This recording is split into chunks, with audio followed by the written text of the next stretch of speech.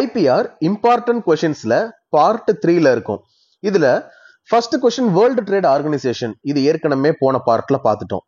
Deceptive சிமிலியாரிட்டியும் பார்த்துட்டோம். இப்போ infringement of copyrights and its remedies.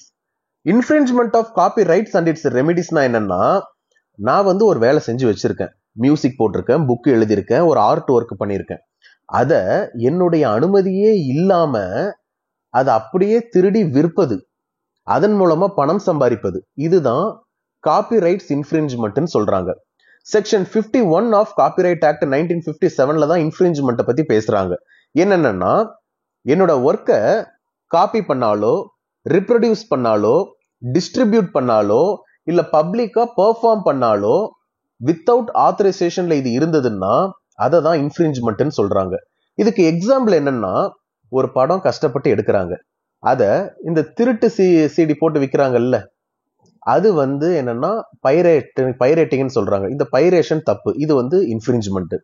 அதே போல ஒரு சாங்ஸ் வந்து அப்லோட் பண்றாங்க ஆன்லைன்ல, அதை வித்தவுட் அவங்களோட பர்மிஷன் எல்லாத்துலயும் சர்க்குலேட் பண்றோம் அப்படின்னா அது வந்து ஒரு வயலேஷன். அதே போல ஒருத்தர் ஒரு புக் எழுதுறாரு, அதை வந்து நாம அவருடைய அனுமதியே இல்லாம பப்ளிஷ் பண்ணி நாம வித்து பணமாக்குறோம் அப்படின்னா அதுவும் தப்பு. இது வந்து எங்க பண்றாங்க அப்படின்னா, இந்த உஷா நாகராஜன், உஷா ஜெகநாதன் புக்கை இங்க இருக்கிறவங்க ஜெராக்ஸ் கடையில இருக்கிறவங்க அதை ஒரு காப்பி பண்ணி ஒரு பணத்துக்கு வித்துறாங்க. இதெல்லாம் பண்ணக்கூடாது. இதெல்லாம் தான் இன்ஃப்ரிஞ்ச்மெண்ட் சொல்றாங்க. சரி, இதுக்கான ரெமிடிஸ் என்னன்னா, சிவில் ரெமிடிஸ் செக்ஷன் 55ல சொல்லியிருக்காங்க. இன்ஜெக்ஷன் போடலாம், உங்களுக்கு வந்த ப்ராஃபிட் அப்படியே எனக்கு கொடுங்கன்னு கேட்கலாம், இல்ல அந்த காப்பீஸை இப்பவே டெஸ்ட்ராய் பண்ணுங்க, அதை டெஸ்ட்ராய் பண்ணலாம். கிரிமினல் ரெமிடிஸ் என்னன்னா, அவங்களை 6 மாசத்துல இருந்து 3 வருஷம் வரைக்கும் ஜெயில தள்ளலாம். 50,000 ரூபாயில இருந்து 2 லட்ச ரூபாய் வரைக்கும் நாம வந்து அவங்க கிட்ட அவங்களுக்கு ஃபைன் போடலாம். அட்மினிஸ்ட்ரேட்டிவ் ரெமிடிஸ்னா என்னன்னா, எவ்வளவு கூட்ஸ் அவங்க வச்சிருக்காங்களோ, இப்ப சிடியா இருந்தா சிடியா இல்ல புக்கு, எந்த அளவுக்கு அவங்க பைரேட்டட் காப்பி வச்சிருக்காங்களோ அதை அப்படியே சீஸ் பண்றது, இது அட்மினிஸ்ட்ரேட்டிவ் ரெமிடி. இதை தான் என்ன சொல்றாங்கன்னா இன்ஃப்ரிஞ்ச்மெண்ட் அப்படின்னு சொல்லி சொல்றாங்க. சரிதானே? அடுத்த question compulsory licence for patents நம்ம முன்னே பார்த்துட்டோம். அடுத்து ஆர்ஜி ஆனந்த் கேஸ். இந்த ஆர்ஜி ஆனந்த் கேஸ் என்னன்னு கேட்டீங்கன்னா, இந்த ஆர்ஜி ஆனந்த் வந்து ஒரு ஸ்டேஜ்ல ஒரு பிளே பண்றாரு. என்னன்னா, ஒரு நாடகம் போடுறாரு. அது வந்து ஹம் ஹிந்துஸ்தானி அப்படின்னு 1953ல ஒரு பிளே ரைட் ஒரு நாடகம் வந்து நிகழ்த்துறாரு. 1953ல இதை நிகழ்த்துறாரு. ஆனா 1956ல டீலக்ஸ் பிலிம் அப்படின்னு ஒரு பிலிம் கம்பெனி என்ன பண்றாங்கன்னா, நியூ டெல்லி அப்படின்னு ஒரு படம் எடுக்கிறாங்க. அதை இந்த ஆர்ஜி ஆனந்த் என்ன சொல்றாரு, அப்படியே நான் என்ன கதை வச்சிருந்தனோ அதையே நீங்க படமா எடுத்துட்டீங்க, கதை கேரக்டர் தீம் எல்லாம் சேம், அப்போ இது வந்து என்னுடைய ஐடியாவை நீங்க திருடிட்டீங்க, இது வந்து காப்பிரைட் இன்ஃப்ரிஞ்ச்மெண்ட்னு சொல்றாங்க. கோர்ட்ல கேஸ் போடுறாங்க. சுப்ரீம் கோர்ட் என்ன சொல்லுது அப்படின்னா, சில பிரின்சிபல்ஸை கொடுக்குறாங்க, ஐடியாவும் எக்ஸ்பிரஷன் டாக்டரைனும். அதாவது ஐடியா வந்து free for all to use, ஐடியாவை யார் வேணாலும் யூஸ் பண்ணலாம். ஆனா அந்த படத்துல இருக்கிற மாதிரி சேம் அப்படியே இருந்தா அது தப்பு. அதாவது அந்த ஒரிஜினல் எக்ஸ்பிரஷன் அப்படியே இருக்கக்கூடாதுன்னு சொல்றாங்க. ஒண்ணு. ரெண்டாவது சப்ஸ்டான்சியல் சிமிலியாரிட்டி டெஸ்ட். இதுல அப்படியே சிமிலியரா இருந்தா இது வந்து இன்ஃப்ரிஞ்ச்மெண்ட். ஆனா தீம் மட்டும்தான் ஒரே மாதிரி இருக்கு, எக்ஸ்பிரஷன் வந்து ஒரே மாதிரி இல்லை அப்படின்னா அதுக்கு வந்து காப்பிரைட் கிளைம் பண்ண முடியாது. Look and feel test. இப்போ நான் ஒரு சாதாரண மனிதர் படம் பார்க்கிறாரு, 2 படமும் சேம் போலவே அவருக்கு ஃபீல் பண்ணார் அப்படின்னா தான் இதை வந்து காப்பிரைட் வயலேஷன் சொல்ல முடியும். ஆனா அந்த பிளேவை பார்த்தா அவருக்கு ஒரு மாதிரி ஃபீல் ஆகுது, இந்த படத்தை பார்த்தா அவருக்கு ஒரு மாதிரி ஃபீல் ஆகுதுன்னா இதை வந்து அப்படி கொண்டு வர முடியாதுன்னு சொல்றாங்க. சரியா? இப்ப ஃபைனலா என்ன சொல்றாங்கன்னா, ஐடியா வந்து வச்சு யார் வேணாலும் படம் எடுக்கலாம். நீங்க போட்ட நாடகம் வந்து ஒரு ஐடியா, ஒரு தீம், அதை வச்சு யார் வேணாலும் படம் எடுக்கலாம். உங்களோட எக்ஸ்பிரஷன் மட்டும்தான் காப்பிரைட் ஆக்ட் கீழே ப்ரொடெக்ட் பண்றமே தவிர ஐடியாஸை வந்து ப்ரொடெக்ட் பண்றது கிடையாது. நாளைக்கு இதே ஐடியாவை வச்சு வேற ஒருத்தர் படம் எடுத்தா அதுவும் வேலிடு தான் சொல்றாங்க. படம் ஞாபகம் வச்சுக்கோங்க, படம் பேர் வந்து நியூ டெல்லி, அந்த நாடகத்தோட பேரு ஹம் ஹிந்துஸ்தானி. ஓகே. அரவிந்த் லெபார்டரிஸ் வெஸ் அண்ணாமலை செட்டியார். இந்த கேஸ்லால என்ன சொல்றாங்கன்னா, அரவிந்த் லெபார்டரிஸ்ன்றவங்க ஒரு பிளைன்டிஃப். இவங்க நெத்தில வைக்கிற குங்குமத்தை வந்து சேல் பண்ணிக்கிட்டு இருக்காங்க. இதுக்கு இவங்களோட ட்ரேட்மார்க் என்னன்னா லக்ஷ்மி அப்படின்ற ஒரு பேரை வச்சு குங்குமத்தை சேல் பண்ணிக்கிட்டு இருக்காங்க. இது வந்து ரிலிஜியஸ் பர்பஸ்க்கு, பர்சனலான ரிச்சுவல்ஸ்க்குலாம் இது இவங்க பயன்படுத்திக்கிறாங்க. பொட்டு வைக்கிறதுக்கு, சாமி கும்பிட்றதுக்குலாம் இதை யூஸ் பண்றதுக்குன்னு சொல்லி விற்கிறாங்க. அண்ணாமலை செட்டியார் என்ன பண்றாரு, அதே போல குங்குமத்தை நீங்க லக்ஷ்மின்னு வச்சிருக்கீங்க, நான் ஸ்ரீ லக்ஷ்மின்னு பேர் போட்டு same package, same colour, same டிசைன்ல அப்படியே விற்கிறாரு. இவர் என்ன சொல்றாரு, பிளைன்டிஃப், இது ஒரே மாதிரி இருக்கு, அதனால அவரை பாசிங் ஆஃப் பண்ணுங்கன்னு சொல்லி சொல்றாங்க. கோர்ட் வந்து என்ன சொல்றாங்கன்னா, ஸ்ரீ லக்ஷ்மி லக்ஷ்மி பேர்ல பெரிய வித்தியாசம் இல்லை. அதே போல சில பேர் வந்து படிக்காதவங்க, இல்லிட்ரேட்ஸ், செமி லிட்ரேட், பாதி படிச்சவங்க இல்ல சுத்தமா படிக்காதவங்களுக்கே இது கன்ஃபியூஸ்டா இருக்கு. அதே போல இது ஒரே மாதிரி இருக்கிறதால கஸ்டமர்ஸ்க்கே ரொம்ப கன்ஃபியூஸ்டா இருக்கு. அது மட்டும் இல்லாம ஒரு சாதாரண கஸ்டமர் வந்து மிஸ்லெட் பண்ற மாதிரி இருக்கு. அவர் வந்து லக்ஷ்மி பிராண்ட் வாங்க வந்தா அவர் ஸ்ரீ லக்ஷ்மி பிராண்டை கூட வாங்குற நிலைமை இருக்கு. அதனால இந்த லக்ஷ்மி பிராண்டோட ரெப்புடேஷனும் குட்வில்லையும் அருணாச்சல செட்டியார் ஸ்பாயில் பண்றாரு அப்படின்னு சொல்லி இவங்க அரவிந்த் லெபார்டரிஸ் இதை ரெஜிஸ்டரே பண்ணாம இருந்தாலும் கூட அவங்களுக்கு நான் ப்ரொடெக்ஷன் கொடுக்குறேன் அப்படின்னு சொல்லி அதை வந்து பாஸ் ஆஃப் பண்றாங்க. அவங்களுக்கு ரெமிடி கொடுக்குறாங்க அரவிந்த் லெபார்டரிஸ்க்கு. இதுக்கு மேல அண்ணாமலை செட்டியார் இந்த பேரை பயன்படுத்தக்கூடாதுன்னு சொல்றாங்க. லக்ஷ்மி, ஸ்ரீ லக்ஷ்மி அப்படின்னு சொன்னது ஒரு எக்ஸாம்பிளுக்காக. ஆனா உண்மையான பேர் என்னன்னு கேட்டீங்கன்னா, அரவிந்த் லெபார்டரிஸ் பிளைன்டிஃப் இருக்கார் இல்லையா, அவரோட brand ஐடெக்ஸ், Annamalai செட்டியாரோட brand I sold. இவங்க வந்து காஜல், அதாவது இந்த கண்மை இருக்குல்ல, இதை தயார் பண்ணக்கூடிய ஒரு பிராண்டு தான் இவங்க. இப்போ அரவிந்த் லெபார்டரிஸுக்கு சாதகமாக தான் தீர்ப்பு வந்தது. ஐடெக்ஸ் வந்து பயன்படுத்தலாம், அண்ணாமலை செட்டியாரோட ஐ சோல் பயன்படுத்தக்கூடாதுன்னு சொல்லிட்டாங்க. அடுத்த கொஸ்டின் பேப்பர்ல ஃபர்ஸ்ட் கொஸ்டின் ஆத்தர். ஆத்தர் அப்படின்னா என்னன்னு கேக்குறாங்க.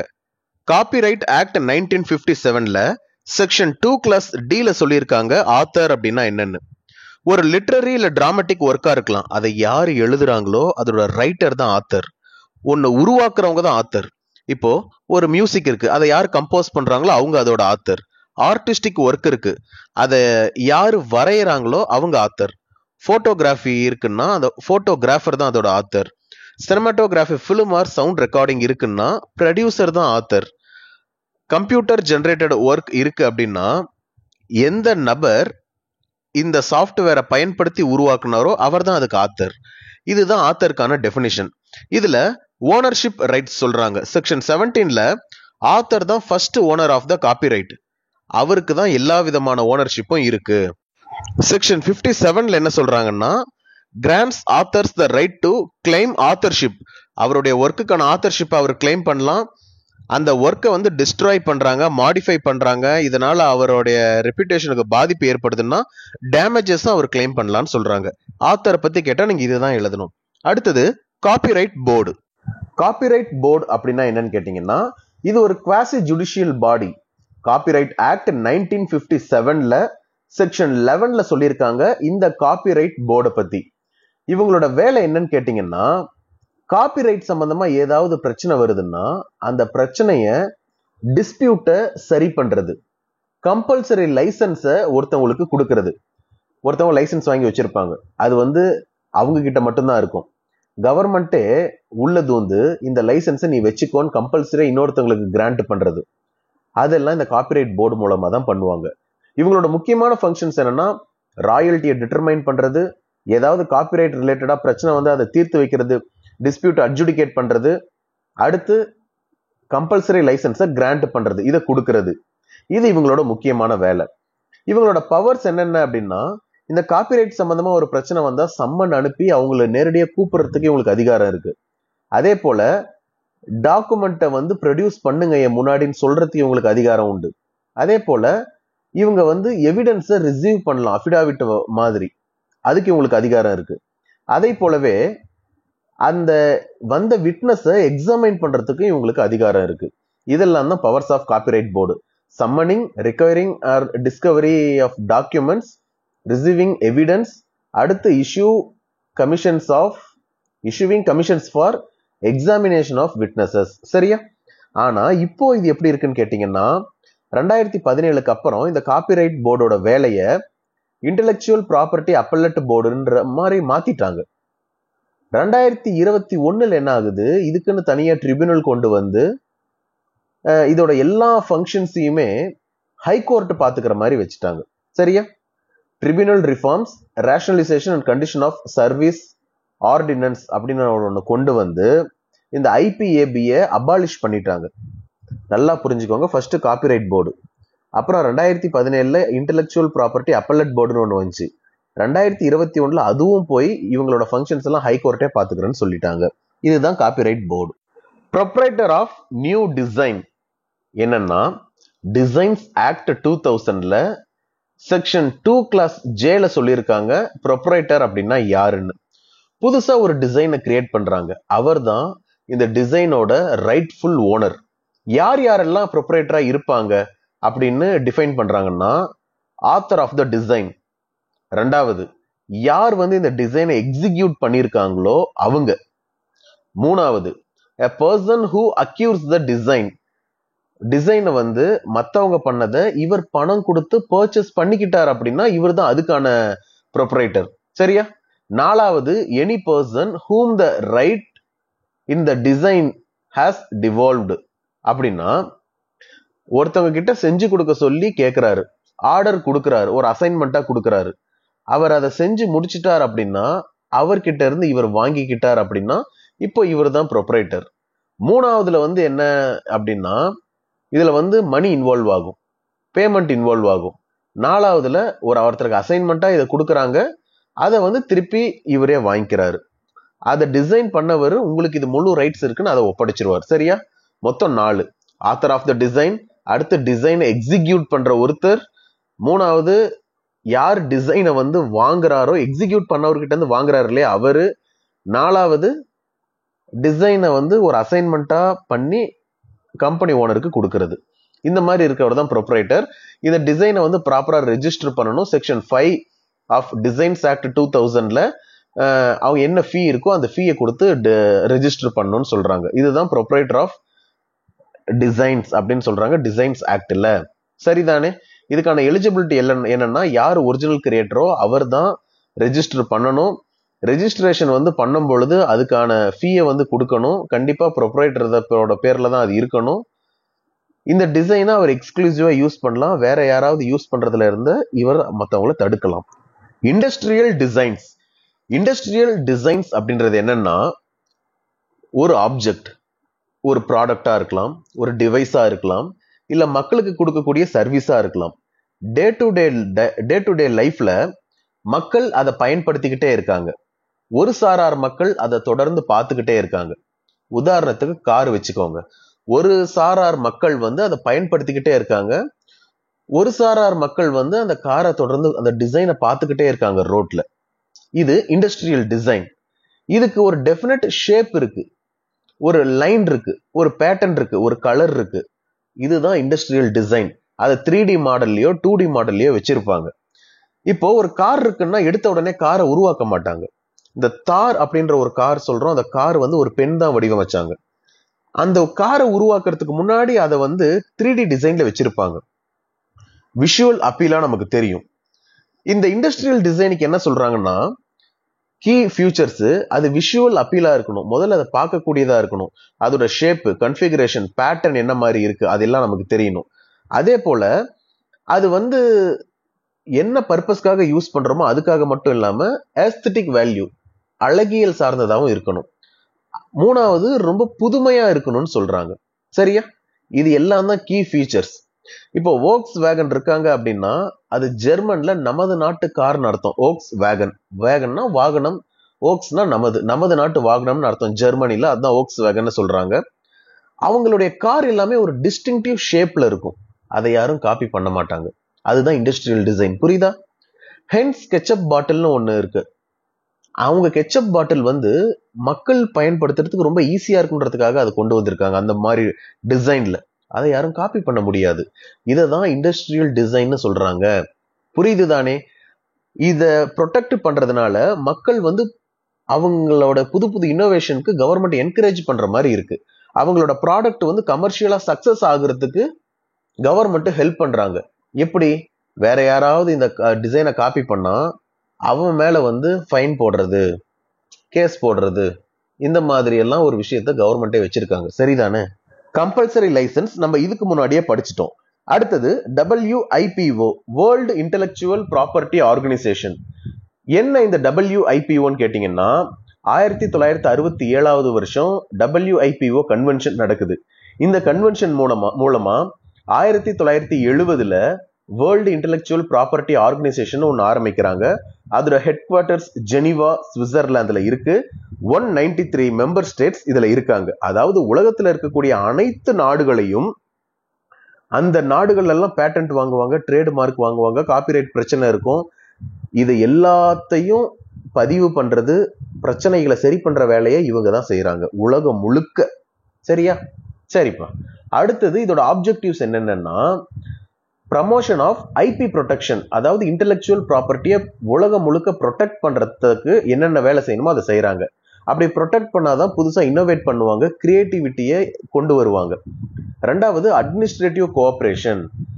எல்லா இன்டெலெக்சுவல் ப்ராப்பர்ட்டி யூனியனையும் ஒன்னா சேர்த்தி ட்ரீட்டிஸ் இவங்க ப்ராப்பரா ஃபாலோ பண்றாங்களா, இவங்க காப்பிரைட் பிரச்சனையை ப்ராப்பரா ஹேண்டில் பண்றாங்களான்னு பாக்குறது இவங்களோட வேலை. இது ரெண்டு தான் இவங்களோட ஆப்ஜெக்டிவ்ஸ். இவங்களோட முக்கியமான ஃபங்க்ஷன்ஸ் என்னென்ன அப்படின்னா குளோபல் ஐபி சர்வீசஸ், அதாவது உலகம் முழுக்க பேட்டன்ட், ட்ரேட்மார்க், இண்டஸ்ட்ரியல் டிசைன்ஸ், இது எல்லாம் மல்டிபிள் கண்ட்ரீஸ்ல எப்படி ஃபாலோ பண்ணிக்கிட்டு இருக்காங்கன்னு பாக்குறாங்க. அடுத்தது இவங்களுக்கு பாலிசி டெவலப்மெண்ட். பாலிசி டெவலப்மெண்ட்னா ரூல்ஸ் அண்ட் பாலிசியை டெவலப் பண்ணி கொடுக்கறாங்க. இவங்க ஒரு ரூல்ஸ் அண்ட் பாலிசியை டெவலப் பண்ணி கொடுத்தா அது இந்தியாவில் இருக்க நாம அடாப்ட் பண்ணிக்கணும். ஏன்னா நாம இதுல மெம்பர் ஸ்டேட்டா இருக்கும். இதுல இருக்கக்கூடிய 193 மெம்பர் ஸ்டேட்டும் இவங்க கொடுக்கக்கூடிய பாலிசி டெவலப்மெண்ட்டை அடாப்ட் பண்ணிப்பாங்க. அதே போல டிஸ்பியூட் ரெசல்யூஷன் இருக்கிற இதுல சம்பந்தமா என்ன பிரச்சனை வந்தாலும் இவங்களே தீர்த்து வைப்பாங்க. அதே போல இன்ஃபர்மேஷன் டிஸ்செமினேஷன். புதுசா ஒரு இன்ஃபர்மேஷன் வருது, இல்ல ஒரு டேட்டா பேஸ் தேவைப்படுது இன்னொரு கண்ட்ரிக்கு அப்படின்ற சமயத்துல இவங்க கிட்ட இருந்து அதை வாங்கிக்கலாம். புரியுதா? அடுத்ததான் கெப்பாசிட்டி பில்டிங்.